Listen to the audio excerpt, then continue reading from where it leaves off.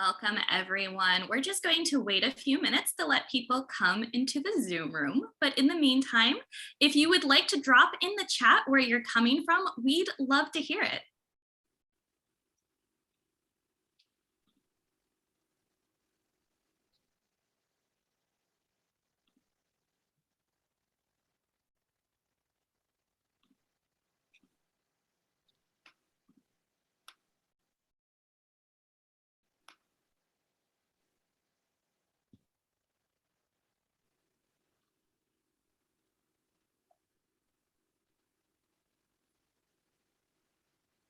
Fun to see a lot of names I recognize.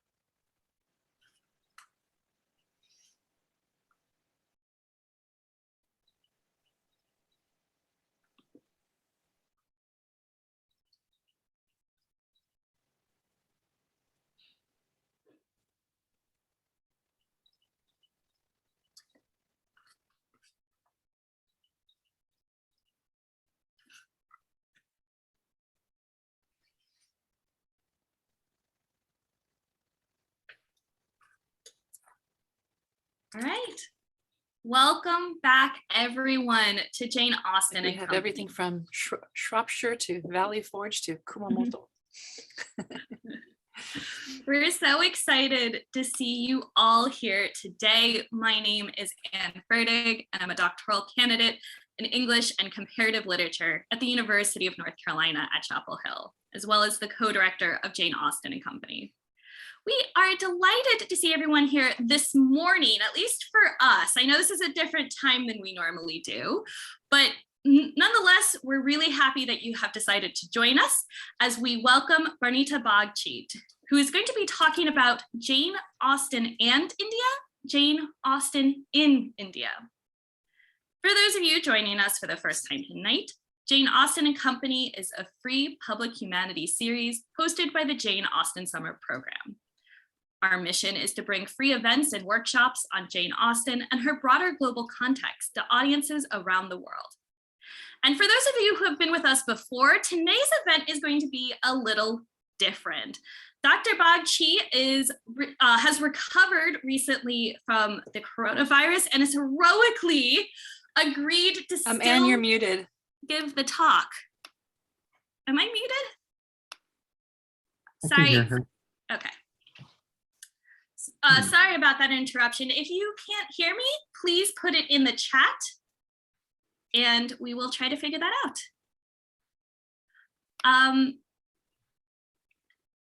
So we are so delighted to have Dr. Bagchi with us here today still. However, I'm afraid we will not be able to have a normal long Q&A. We'll only be able to ask about 3 questions today. So if you have a question that you're dying to ask, be sure to put that in the Q&A box, and our technical director, Jared Powell, will explain in a moment how to do that. I am also joined today by my co-hosts, Dr. Kimio Ogawa and Dr. Inga Brody, as well as our technical director, as I said, Jared Powell. And I'm now going to hand things over to my co-host, Inga, to talk a little bit more about what this series means. Hi, everyone. We're going to keep it brief today because we want to make the most of our time with our wonderful and very heroic guest. So I teach in the same program, University of North Carolina at Chapel Hill, as Anne and Jared, and I direct and founded the Jane Austen Summer Program, which is the umbrella organization for this effort and several other efforts.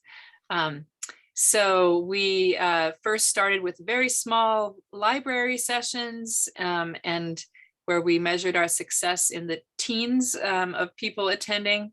and with COVID moved on to Zoom, and now we tend to measure our success by the number of continents that are represented in these events. So we are very excited to have Barnita here with us today, and I'm going to let Kimio introduce her. Thank you. It is my pleasure to introduce Barnita Bagchi. Barnita Bagchi is Associate Professor in Comparative Literature at Utrecht University in the Netherlands, where she coordinates the International Teaching Program, the BA in Literary Studies. She has published widely on utopia, histories of transnational and women's education and women's writing in Western Europe and South Asia. Her publications include a monograph, Pliable Pupils and Sufficient Self-Directors, Narratives of Female Education by 5 British women writers, 1778 to 1814, a part, Translation with Introduction, Sultana's Dream and Padmarag, 2 Feminist Utopias by Rokeya Sakhawat Hossain, and an edited volume, The Politics of Impossible, Utopia and Dystopia Reconsidered, an edited special issue of Open Library of the Humanities on Utopian Art and Literature from Modern India, and the edited volume, Urban Utopias, Memory, Rights, and Speculation. Her articles have appeared in journals such as Pedagogica Historica, Women's History Review, New Cinemas, Journal of Contemporary Film, Mobilities, and CLC Web, Comparative Literature and Culture. But before we hear from Dr. Bagchi, we need a few words of instruction from our technical director, Jared Powell. Yes, thank you, Kimio. So I'd like to take a moment to explain how today's event will work. As Anne said, we're going to be a little bit shorter today, so the event will last about 75 minutes in total. We'll only have time to ask 3 questions in the Q&A at the end. So throughout and after the presentation, you're welcome to put questions in the Q&A box, and Inga, Kimio, and Anne will then ask 1 each to our speaker at the end of the talk. And if you would like to chat to other attendees, please use the chat box. And I've got a handy slide here. Those of you who have been at our events before will recognize this. Let me share that. Okay, so questions for the speaker to be answered at Q&A at the end. Go in the Q&A, click that icon. Conversation with other attendees, you click the chat icon. And be sure when you do that, that you click everyone. I see many of you have already figured this out, but sometimes it does default to just hosts and panelists. And so if you want everyone to see, you need to be sure to do that. So yeah, and if you put the Q&A questions in the chat, Anne, Inga, and Kimio won't be able to see them. So be sure they go Q&A. And speaking of the chat, we usually enjoy a pretty robust chat. And so if you'd like to hide that, if the little notification icon distracts you, you can do that. If you're on PC, you click on the chat, and then the box will pop up in its own small separate window. It should. And then you just click at the top and drag it off screen. If you're on Mac, it's very similar, but there's one extra step. You click the chat there, and then you have this little drop-down menu where you then have to click pop out, and then you can drag it off screen. And finally, if you are on mobile, or this also works on iPad and most tablets, I believe, you would press the chat button, press the bell, and then mute. So, and of course, if you have technical issues or questions throughout the presentation, I'll be monitoring the chat to help you out. You can also do the little raise hand icon down on the toolbar, and I will reach out to you through the chat to help you out. And with that, I think I'm back to Anne. Thank you, Jared. Please note that today's program will be recorded, and it's usually up within a week, so we'll let you all know when you can watch it on our website. And without further ado, I'd like to hand things over to Dr. Barnita Bagchi. Thank you so much. Let me share my screen and then begin.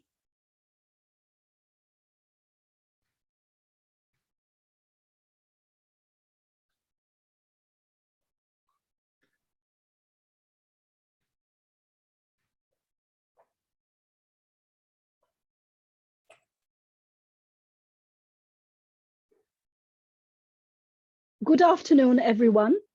I'm delighted to be here. I thank Inger, Anne, Kimio, and Jared, and Jane Austen and Company, such a wonderful public humanities initiative, for having asked me to do this talk. And I'm really sorry while I'm well enough to give the talk, I got ill. I'm currently in the Netherlands. I was in India last month. I got ill with COVID there, and the long COVID cough lingers so that I do not have very much breath and I have to pace myself. But in today's lecture, which has the title of Jane Austen in India, Jane Austen and India, I really bring, historically speaking, both Austen's own time and place and later adaptations of Austen in India into play. So I discuss Austen's fiction in terms of its heroines' choices and roads taken and not taken to marriage, with a focus on some of the post-colonial dimensions in relation to India. I discuss Austen's links to Bengal, which is where I come from, an area which is partly in the sovereign nation of Bangladesh today and partly in the nation of India. And so the first part is about Catharine or the Bower, an early piece of juvenilia unpublished by Austen that many of you may know, and Austen's family ties to Bengal.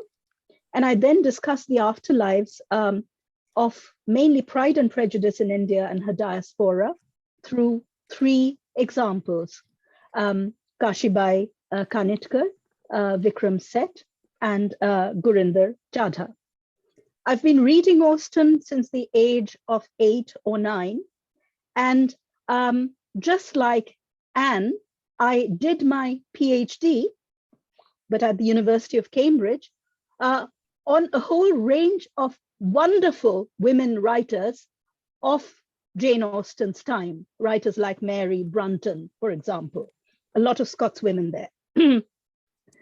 Now, on your screen, you see a manuscript page of Catharine or the Bower, which may have been composed around 1792.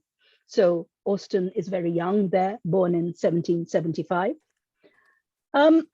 Now, my overall approach to Austen has been shaped by the work of critics like the late Marilyn Butler, whose 1975 work, Jane Austen and the War of Ideas, really made us take very seriously a notion which one cannot contest today, that Austen is as socially and politically engaged as any other writer. And in that book, Butler, on the whole, saw Austen as quite conservative, I would say provocatively even reactionary in some ways, in the revolutionary turmoil in Great Britain that we can date from post-1789. And then we had Claudia Johnson, whose Jane Austen, Women, Politics, and the Novel from 1988, posited Austen as a more revisionist liberal. I do not have on my screen, but like many of us, my work has been shaped by Edward Said, the late Edward Said's Culture and Imperialism, and his analysis of slavery and issues around empire, particularly in Mansfield Park. And I should say that my overall interest in my own scholarship has remained the subject of women's education, where education is seen not only as formal learning in schools, colleges, or universities, not even only formal learning through governesses and tutors, but whole processes of informal learning. And again, I think I chime with many scholars here. My doctoral work and monograph allowed me to see how very critical Jane Austen is of certain older models which are didactic and sententious around women's education, while positing her own framework that strives to balance prudence and romance. So in a nutshell, my post-colonial reading is informed then by my historicized literary work on women writers of Jane Austen's period. On the screen, you see Philadelphia Hancock, who was sister to Jane Austen's father, Jane Austen's aunt. And we see Eliza, who later became Eliza the Freed and still later married Jane Austen's brother, Henry. Anne did a wonderful poster for my talk. And if you go to that poster, which I found on the Facebook page of Jane Austen and Company, I saw a painting which has brought alive for us the ties to India that Philadelphia and Eliza had. So Philadelphia journeyed off to India around the age of 22 and married Tyso Saul Hancock, who was a surgeon in the East India Company in Bengal.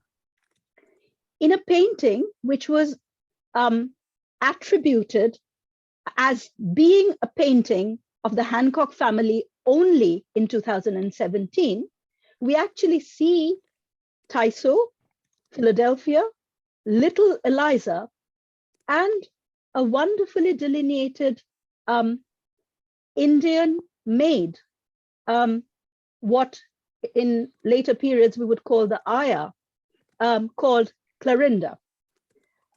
So this is very interesting also for the way in which Austen scholarship rejuvenates itself. Now, Philadelphia was close to Warren Hastings, and there is a controversy. Most scholars actually do not think so anymore, but at some points it was said that Eliza was in fact Warren Hastings's illegitimate daughter. And Warren Hastings was Governor General of Bengal, in a sense, the first de facto Governor General of India, a figure of controversy, faced impeachment. So the ties are very interesting there. But it's also very interesting how one can see refractions in Austen's work, Catharine or the Bower, of some of the issues that this biographical context may have raised. So in Catharine or the Bower, we have this heroine, Kitty or Catharine, who lives with a rather severe, well-meaning, old-fashioned, dragonish aunt, and who was close friends with two clergymen's daughters. And then the parents of the daughters died, and the older of the two daughters, Cecilia, was shipped off to Bengal in what was often termed the fishing fleet, so going to catch husbands. And Cecilia, so Catharine actually devotes some space to showing how Catharine knows that her friend is not happy. So you have the passage on your screen. But do you call it lucky for a girl of genius and feeling to be sent in quest of a husband to Bengal, to be married there to a man of whose disposition she has no opportunity of judging, till her judgment is of no use to her, who may be a tyrant or a fool or both, for what she knows to the contrary. This is rather powerful language, you will agree. And some of the phrases and issues Austen lovers will know from her very last work. So judgment and the exercise of women's judgments was very fundamental in the choice map that we know in Austen's oeuvre. But in the early 1790s, to talk about a man as a tyrant is also to say something. So there's a critique, if you like, of absolutism, and certainly the critique of fools. I mean, since we're going to talk about Bride and Prejudice, well, we think of Mr. Collins. But there is this idea then already that young as they may be, women should be allowed to exercise their judgment and not be forced into these choices. Incidentally, Cecilia's younger sister is also not happy, but the text explicitly says, but at least she was not married. So she lives with a patronizing relative, as it were. Now, this is fairly remarkable. So today, we can understand Austen's critical questioning heroines also from the perspective of post-colonial studies, which see Austen's novels as displaying many traces of colonial and imperial relations with parts of the world, such as India and the Caribbean. And it is above all a site of contradictions and entanglements. To see the picture of Clorinda, this is the anglicized name of the maid of Austen's aunt and uncle, to see Clorinda in that painting, and then to juxtapose with her Kashibai Kanitkar, who would be born much later. So the painting is from 1765. Kashibai would be born in the 1860s. But it shows how much there is that we have to excavate in terms of these entanglements with places like India. And it's also useful to say that when I use India, so this is South Asia that I'm really talking about. We're talking about pre-partition India, which encompasses many sovereign nations. You already heard about India and Bangladesh. So India, in that sense, also historicized. I would also, of course, like to say, again, something that many of you may know, that, of course, Jane Austen is not particularly critical of Warren Hastings. That is not what this is about. In fact, Austen sends Hastings a copy of Pride and Prejudice and is delighted when he enjoys the novel. She writes to her sister Cassandra on September 15th, 1813. And Mr. Hastings, I'm quite delighted with what such a man writes about it. But I would say that I see traces of our feminist analysis of Austen when we read passages like this, and then when we look at her choice to write about delimited settings in villages. In her own life, Austen did not marry. In her own life, Austen exercised choice as was available to her. And she did not want to create heroines who would be forced off onto these adventures entangled with imperialism in a particular kind of way. So I do think this brings more insight into the plot dynamics of Jane Austen. Let me go now to, well, before I go off to Kashibai Kanitkar, in fact, what I tried to do by giving you some of these passages which you know so well. One is the passage where Darcy talks about the accomplished woman with these hyperbolic demands. No one can be really esteemed accomplished who does not greatly surpass what is usually met with, etc., etc., etc. And you will remember how Elizabeth Bennet contests this.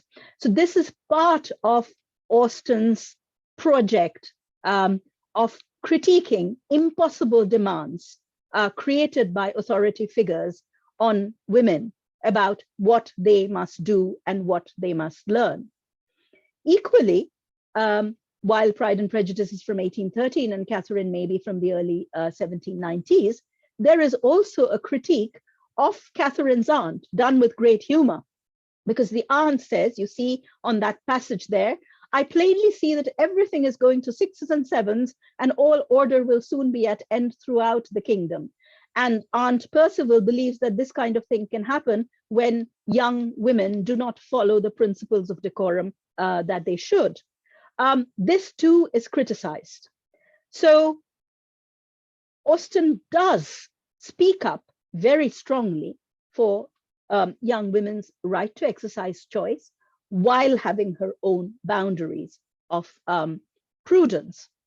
And in that framework, again, that passage, which is very well known, brings in the theme of vulgar expectations around marriage and the way in which moneyed single men are held to be objects that can be snatched up by young women with their families lobbying for that. Austen also critiques that, as we know. So this then is just to hammer home the point that Austen's links with India and Bengal and Austen's views in her fiction, in her fictionalized journeys of female Bildung, lifelong learning, are connected and deserve to be seen as such. I now turn to Kashibai Kanitkar.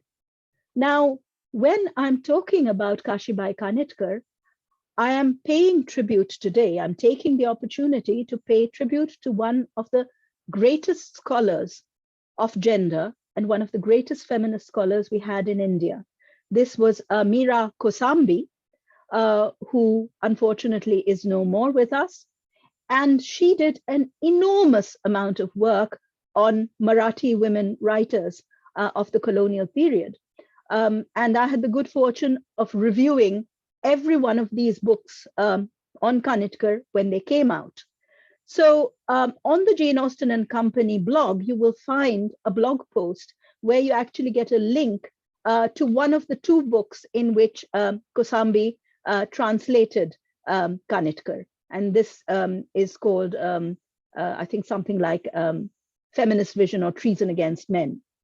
So if you're interested, there is an opportunity to get a copy of that book.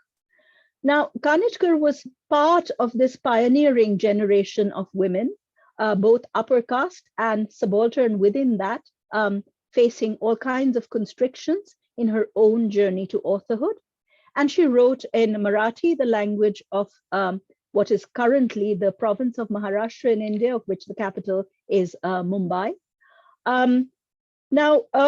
Marathi is used by more than 73 million speakers today, so it is a very, very influential language. Now, here, what is very interesting is that for women writers like Kashibai Kanitkar, who were subjects of Imperial Britain, classic British women writers like Jane Austen were very often posited by men as acceptable or unacceptable role models. So Kanitkar had a friend that it was a real friendship, Harinarayan Apte, also a distinguished writer, who, while expressing his excitement to Kashibai's husband on finding that she was Maharashtra's first lady novelist, suggested two possible role models for that writing. One is George Eliot, and the other is Jane Austen. Later on, he felt that George Eliot was too learned a model for Kashibai to follow. Instead, he suggested Kashibai should follow the more modestly domestic Jane Austen. And again, this is, I am a transcultural scholar. George Eliot figures very, very ubiquitously in all kinds of discussions. You find it in the American writer Louisa May Alcott in her set of 4 books, of which Little Women is the best known. There, in fact, the text ultimately shows a preference for the Brontes and Charlotte Bronte, novelists of the heart, rather than the novelist of the head. There are other writers. Tagore had a very remarkable sister journalist and writer called Swarna Kumari Devi, who had a male proto-feminist saying that George Eliot was at least as great as Shakespeare, etc. So very interesting, these transnational, transcultural conversations about what typologies British women writers take on. So that's one part of the story. Let me now home in on the novel Ranga Rao, which took an enormous amount of time to be published. As you see, it was published between 1887 and 1903. That was partly to do with the periodical's vicissitudes. But in that novel, Ranga Rao, who's the hero, writes to his younger brother, Vyankata, expressing his preference for a romantic marriage. He valorizes the Elizabeth Darcy courtship in Pride and Prejudice as the ideal courtship process, full of heuristics through which a man and woman ripen to mature love and then they marry. And Ranga happens to fall in love with the tearful beauty of a friend's sister. And yet, we later find that the friend had actually been pressing Ranga to marry the same young woman. There are all kinds of debates about age of marriage, etc., in the novel. I do not want to go too deeply there, but suffice it to say, a kind of compromise is affected between more prudential and ideologically established considerations and the demand that women and men should be companionate in their conjugality, that they should talk to each other, etc. And there are contradictions in the novel that are not entirely reconciled between romance and hierarchy between men and women. But it is that tension and kind of resolution that Mary Poovey taught us to understand so well in her work on the proper lady and woman writer. And that's a kind of typology that we see in the resonances of Jane Austen, a kind of achieved compromise between prudence and heterosexual romance. And there's a kind of vignette towards the end of three couples, all of whom are happy with each other, as it were.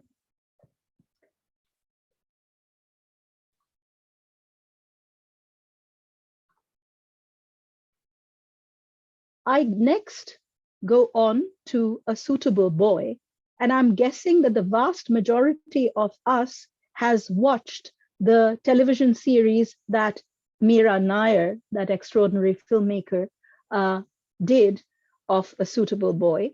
It came to me a little later than other places in the Netherlands, but I was very interested.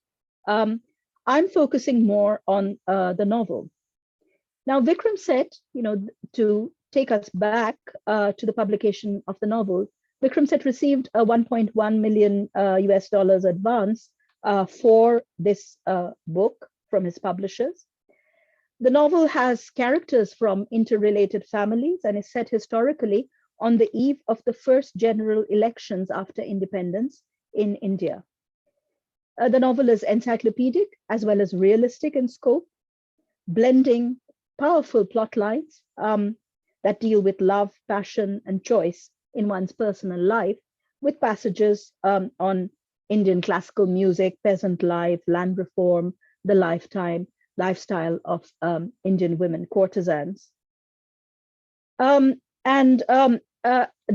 title comes from the desire of the mother of the principal female protagonist, Lata, that she too should marry a suitable boy.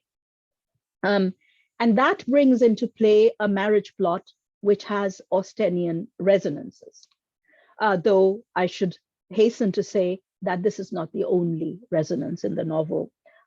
George Eliot, Tolstoy, Trollope, you will find many Indian progressive social realist writers. It's a real compendious novel. The novel is over 800,000 words. Perhaps, again, many of you have read it. I cannot hazard a guess there, but it really gets you in. So 4 families, the Mehras, the Kapoors, the Khans, and the Chatterjees are at the heart of this novel. It's not 3 or 4 families in a country village, but rather in a provincial city, a large city, the fictional Brahmapur in North India. And at the heart of the story is this issue of the choice of husband that an intelligent, sensitive young woman must make, balancing prudence and love with their contradictory pulls. Lata, this heroine, is a 19-year-old college student of English literature whose mother, Mrs. Rupa Mehra, takes it upon herself to find her daughter a suitable husband. Lata must make up her own mind about whom to partner with, and she has to choose between Kabir Durrani, a Muslim student, son of a professor of mathematics in Brahmpur. Amit Chatterjee, an Oxford-educated poet and novelist from Bengal. And the novel takes Lata to Kolkata. And Haresh Khanna, trained in England in shoe technology. It is Kabir that Lata had felt real passion for, but she cannot handle that passion. And at the final meeting of Kabir and Lata, in which it is clear that she has made up her mind not to marry Kabir, Lata, instead of buying a light-hearted comic novel, instead picks up not just a Jane Austen novel, but maybe the most earnest of Jane Austen's novels, Mansfield Park, which, as we know, Austen said was about ordination, the process of becoming a clergyman. So this is a very powerful and interesting theme, but we also have a more unusual strand in the novel of Austenian resonance. Amit Chatterjee, rather like Jane Austen herself, it's pretty clear will not marry. He's far too intelligent to be ultimately able to get married. He's interested in Lata, is rejected by her. But the only woman in his life, his sisters say very teasingly, is Jane Austen. And I found this a very, very fascinating strand of Austenian echoes in the novel. Ultimately, I think you may have guessed this, Lata marries Haresh Khanna, who is a technologist, who has been trained in a non-Oxbridge British University, who is hands-on, who is not snobbish, who is ambitious, who is practical. And Lata thinks that she might find grounding with him. It is her independent choice. She does not allow anyone else to make that choice from her. And her mother does not get the triumph of deciding her mind for her. And again, obviously bells are tinkling, and we think of Bride and Prejudice, where after all, Mrs. Bennet does get her way.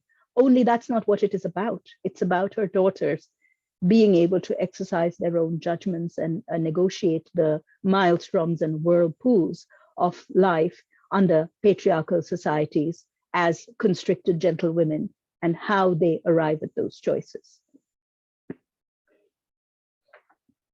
My last example is one, again, that many of you might know. So this is a British fusion film. It's a very, very transnational film. Gurinder Chadha is a British filmmaker of Indian origin, and Bride and Prejudice just announces it with a microphone that it is going to do daring things with Pride and Prejudice. The novel deliberately and very cleverly, I think, uses a very sometimes farcical, sometimes caricatured, sometimes exaggerated, hyperbolic kind of mode, moving between Punjab and the UK and the United States in this world of post-globalization desires, ambitions, and greed, within which these five sisters have to find their own paths. It has this amazing transcultural fusion, and it is very, as I said, it's bold, it's sassy, and it picks up. It's a little bit like when we were at the Pride and Prejudice Festival at Lucy Cavendish College in Cambridge, where Kim Yuen and I both were in 2013. We heard Miriam Margolyes doing Elizabeth Bennet. So it's that kind of boldness that you have. Now, I actually would like to sort of move towards my conclusion by going back to the time when somebody who had come from North America to do her university studies in Kolkata said, Jane Austen must feel so familiar to you because of these dynamics. Now, this is of course something I absolutely agree with, except that when I have been asked is Austen relevant to India or South Asia only because of conservatism? My answer would be no. This is otherizing. I think Austen's plot dynamics work very well in many different contexts where there is competition, where there is ambition, where there is desire, and things are very, very, very much on the verge of turning towards vulgar, naked greed and lack of ethics. So that's why you can adapt Austen in Clueless as well and take it to Western United States of America. But I was very glad to see that we have Sonia Kamal here, because I was very much enjoying Sonia's novel, Unmarriageable Pride and Prejudice in Pakistan. I thought it one of the best afterlives and reinventions. And it is wickedly funny, but it has very, very fine ways of homing in on these issues of choice and balancing prudence and love, and has a very fine educator heroine who teaches a feminist utopia in high school. So very glad to have you there. So I just finish with a text that has become a great favorite of many of us. This is Northanger Abbey, which was published posthumously, but is an early work. Now, remember that Austen is very good at saying how ignorant she is. She really takes the piss out of, if I may be permitted that informality, the Prince Regent's chaplain by, you know what she calls herself. She really is unlearned. She has only her mother tongue. But we know that this is deceptive, and that in fact, this is a very ambitious, not just writer, not just novelist, but someone who thinks that fiction stakes the highest claims to knowledge. And so in Northanger Abbey, you have this passage, which is a great favorite of mine, in which a young lady says, it's only a novel. It's only Cecilia or Camilla or Belinda, or in short, only some work in which the greatest powers of the mind are displayed, in which the most thorough knowledge of human nature, the happiest delineation of its varieties, the liveliest effusions of wit and humor are conveyed to the world in the best chosen language. Now, this is where I would like to say that there is, in the comparative and transcultural work we do on women writers, there is this arena in which, through the heuristics of fiction, in contexts like colonial India or Regency Britain, women writers take out this claim to an alternative domain of knowledge. And filmmakers like Meera Nair and Gurinder Chadha, a writer like Vikram Seth, with his own very counter-heteronormative perspective on the world that we have come to know much about, are very good comrades in this enterprise. I do not in any way seek to write out the undoubted limits and sometimes made choices which are revisionist and conservative in Austen's work.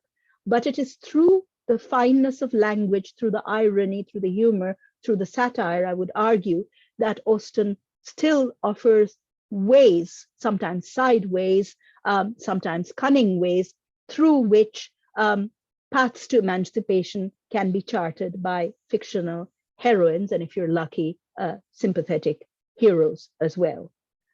Thank you very much. I'll now try to stop sharing my screen. Thank you so much for that talk. That was wonderful. Thank you to everyone in our audience. There's still time to get another question or two into the Q&A if you would like. And I don't know if you saw this, Barnita, but in the chat, there was a bit of an intense debate about A Suitable Boy. and not the heroine, but the hero. So you talked so lovely about these kind of Austenian resonances in these heroines. But as for the male love interests, is Haresh a Mr. Collins or Colonel Brandon? And how does that affect maybe our reading or our understanding of those Austenian resonances? That is fascinating. I'm afraid I did not have the opportunity to read the chat. Maybe I can go there. We'll send it to you later. Yeah. We'll send it to you, yeah. That's fine. I can only say that I think it's wonderful that this conversation has opened out, and I was not in any sense making a closed judgment. I was only trying to give an entry point into possible typologies, that's all. So very interesting. I was wondering, I think it might be helpful to understand more about whether this discourse about Austen in India is more among the literary elites, or to what extent people in India more broadly have been or are interested in Austen. So, I mean, in terms of like, at what point was Austen required reading in schools, and at what level? I don't know if you can help us understand that. I can only try. So when we're speaking about the 19th century, we're talking about a very, very small subsection of the population that is reading Jane Austen in the original, because the literacy base in India is low. Women are coming into it slowly. And someone like Kashibai Kanitkar is part of this contradictory world of reformist men. That's part of what Kusambi made us understood. So there are, on the one hand, there are reasons she has access to literature, but she has to fight these men as well, who very often don't understand how they're oppressing women. But I would like to take this further, because my talk, of course, didn't stop at the mid-19th century. It is indeed safe to say that by the 20th century, and by the time we're coming into the years towards independence in India and Pakistan, etc., a lot of middle-class women are reading Jane Austen. And writers like Jane Austen and Charlotte Bronte, those two in particular, are popular enough that you get digest forms of their work, that you get translations of their work. So that knowledge really percolates enormously, which is why, it can sometimes feel very funny to talk about Jane Eyre or Pride and Prejudice to an Indian or a Pakistani. It's so well known, it's part of the apparatus. And I have seen digest versions of Pride and Prejudice myself, where it's deliberately done. Anyway, does that answer some of this? Yes, could you just explain what you mean by a digest version? So abridged versions in which, using simple language, the story is told for people who do not have access to, or who would not maybe want to read the whole novel, as it were. But that's different from an understanding of Austen's influence on Indian literature, which I think is a very recherche field, but that's not what you were asking about. Thank you. It's helpful. My favorite Austen novel, I did see that question pop up. I'm sorry, it's unfair, but my two favorite Austen novels are Persuasion and Northanger Abbey, at two extremes. One, the most emotionally intelligent, the one, the most meta-epistemological. Kimia? Okay, thank you so much for your wonderful talk. There's one question from the audience, and actually it's similar to what I wanted to ask as well. So let me begin with my interest in your talk. You mentioned that, or you kind of asked yourself a question, is it the conservatism that makes Austen relevant? And you said no, and that was really interesting. As me being Asian as well, I feel the same about some of the adaptation novels or films that are kind of popular in Japan involves all these things like ambition, desire, and greed, and things that aren't just conservatism or prudence. So my question to you, and this audience's question to you, is about the contemporary writers of Austen's time. What other writers do you feel agree the most with her attitudes toward education and imperialism? And I was actually thinking about Edgeworth's Belinda when you were talking about Austen's relevance today and her contemporary writers. I mean, Belinda isn't so popular, not as popular as Austen, but I think she has a similar theme as Austen, like desire, especially, or greed, and how that has to be controlled by reason. So I agree. Yeah. I agree. And I can only, because my own scholarly work has been partly divided. So I can say I absolutely agree. And Maria Edgeworth, of course, was a very intellectual writer who was thinking through education and political economy very interestingly. I would, of course, say that from that time, there are other writers. So first of all, I do think that Austen in her own time is conservative in relation to even other conservative writers. She is conservative in limiting the choice of women's paid trades. Many others are asking, what can young women with education do except sex work? There's lots of discussion on women painters in writers like Mary Brunton. We have the very wonderful, doughty intellectual writer Elizabeth Hamilton, who writes a work like Translation of the Letters of a Hindu Raja. She also had a family connection to Bengal. Her brother was part of that establishment. And she writes an Oriental tale. But I think Austen is a cunning conservative. She adopts positions that limit women's choices. At the same time, she says, within that, you cannot take away choice. So a woman might only have the right to refuse to marry. She's not Mary Wollstonecraft, we know that, or a whole range of other Jacobin, pro-French Revolution writers. But within that, she will say, yes, I will not marry. My heroine will not marry. And I don't care what my family is thinking about marrying me off and stuff like that. I think the claim I was contesting is an Orientalizing claim that just because Austen's choices and society are conservative, we have to look at particular other societies, which I often feel is done in very otherized ways.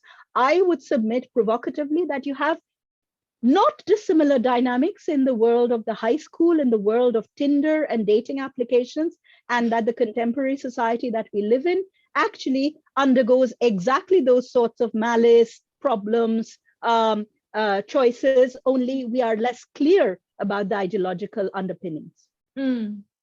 So anyway, that's something I think strongly about. Sorry, I could not bring it in. That's kind of exciting. I wish we had more time to talk about that. But I know that you we need to keep this short. So just this, there's one final, I know we said 3, but this is an easy one, I think. So there's a question here about whether you have any recommendations for other non-Western authors if we enjoy Austen, Eliot, or Bronte. So I read some reading suggestions, and if you prefer not to answer now, we could send this out later to well, I think you already have Kashibai Kanitkar, and I will put the name of Swarna Kumari Devi in the chat. This is the very distinguished writer and novelist who happened to be a sister to Rabindranath Tagore, who is far better known. And there are others. I mean, I was able to read Sonia Kamal's wonderful book, but I actually have you know that the Toronto-based adaptation of Usma Jalaluddin's Ayesha at Last is an excellent. Yes, exactly. So if I have any others, I will pass them on, certainly. But I think Kashibai Kanitkar is already a very good beginning because they take you into the world of other Marathi fiction writers, and you can kind of taste and test, because nobody else except me made the argument about Austen and Kashibai Kanitkar. I mean, I picked it up out of Kosambi's work because it struck me, as it were. Thank you. Thank you very much. Thank you so much. Thank you. Thank you. Once again, for right now of all times too, while you're still recovering, still coming to talk to us, it was just so wonderful to hear. So thank you, Barnita, for joining us. Not at all. I'm just very sorry that I could not participate more with the chat. Please forgive me, and I hope we find a way to keep in touch through your wonderful public humanities initiative. Let us keep connected and do other things that connect Utrecht and Chapel Hill and Kolkata and Lahore. I will hope so. That's my utopia. That's my utopia, exactly. Bye now. Bye-bye. Thank you so much. Thank you so much. And for all of everyone in our audience, stick around for just a few more minutes because we have some more exciting news from Jane Austen and Company and the Jane Austen Summer Program. Now, if you're signed up to our emails, you might have noticed that we just dropped registration for a host of new events, and some of these are really exciting. So next week, by the way, our next one is coming up really fast, a quick turnaround. Next week, we're going to hear from Haruko Takakawa on Jane Austen and Takarazuka musical theater. Now, if you've never heard of Takarazuka, it is a very famous musical theater company in Japan where all of the roles are played by women. It has a fascinating history, and they specialize in romances like Jane Austen. So we're going to hear about their adaptation of Pride and Prejudice. This is going to be a really fun talk for you to get introduced to a really cool musical review.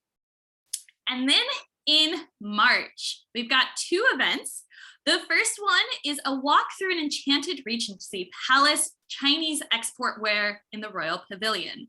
Dr. Laska is the curator for the Royal Pavilion at Brighton and recently curated an exhibit on the Prince Regent's own collection of Chinese ceramics and the inspiration from Asia in building the Prince Regent's Royal Pavilion. So really cool talk. It's going to have some amazing images that you won't see anywhere else. And then on March 24th, The British Way of Tea with Markman Ellis. He is the scholar on tea practices and on the influences of the Asian tea trade on British tea drinking rituals. So it's going to be a really cool talk. This is already looking like to be one of our most popular events, I can tell you. So be sure to register for that. And then in April, Karen Yamashita is going to be talking about her book, Sensei and Sensibility. Now, she has recently won a book award, I believe, it's an honorary National Book Award. And she's going to be giving a talk and answering your questions. And we've gotten permission to share an excerpt of that book with you, which we will be circulating shortly.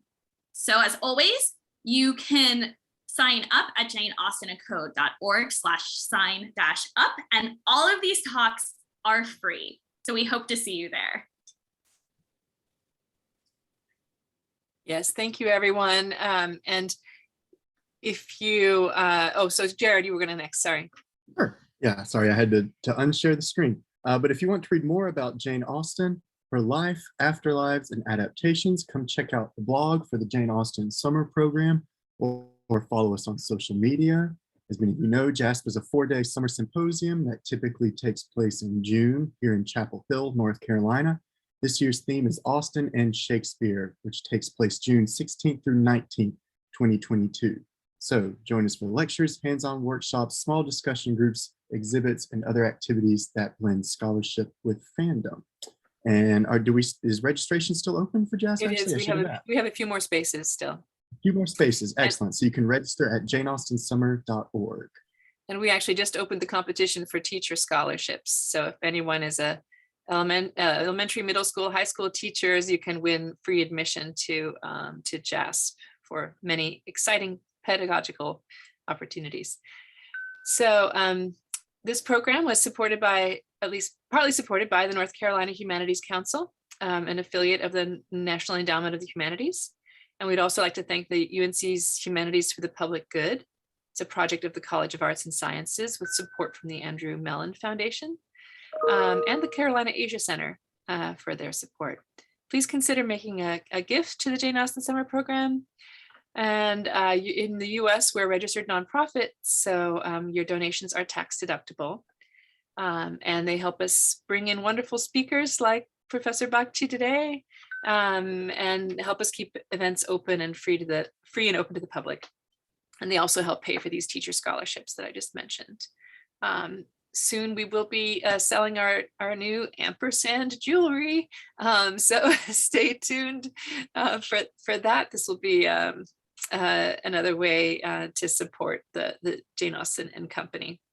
So thank you again all for attending. We hope you remain healthy and safe until our next meeting. And thank you again to our wonderful speaker.